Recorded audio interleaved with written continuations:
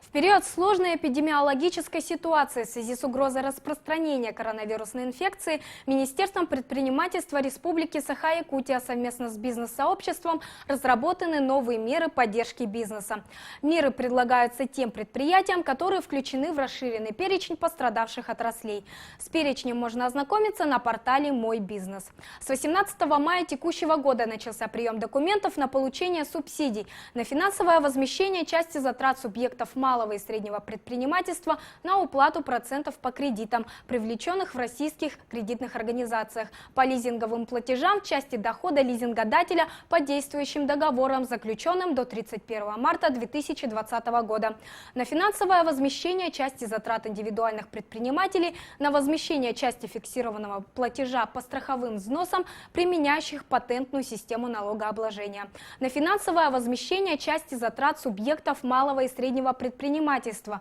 на оплату договора аренды помещения коммерческой недвижимости для ведения предпринимательской деятельности по заключенным договорам аренды до 31 марта 2020 года, на финансовое возмещение части затрат субъектов малого и среднего предпринимательства, на открытие интернет-магазина, сайта или на готовый маркетплейс для предприятий торговли непродовольственными товарами, а также местных товаропроизводителей, предприятий общественного питания, на финансовое возмещение части затрат на оплату коммунальных расходов и расходов по арендным платежам за нежилые помещения для индивидуальных предпринимателей, относящихся к одному либо нескольким категориям: инвалиды, одинокие или многодетные родители, воспитывающие несовершеннолетних детей, в том числе детей-инвалидов, на финансовое возмещение части затрат субъектов малого и среднего предпринимательства, осуществляющих деятельность в сфере туризма, связанных с приобретением туристского снаряжения и благоустройством туристической базы.